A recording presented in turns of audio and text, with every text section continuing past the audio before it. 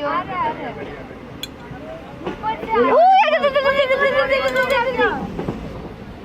अभी मुझे डर नहीं लगा। नहीं, अभी और आएंगे बताऊंगा। अब टनल आ गया यार। यार वो कितना ऊंचा है। ये पहाड़ काटा गया होगा कभी। ये देखो पानी आ कहाँ से? अरे नहीं, टनल के अंदर नहीं है, ये ऊपर से।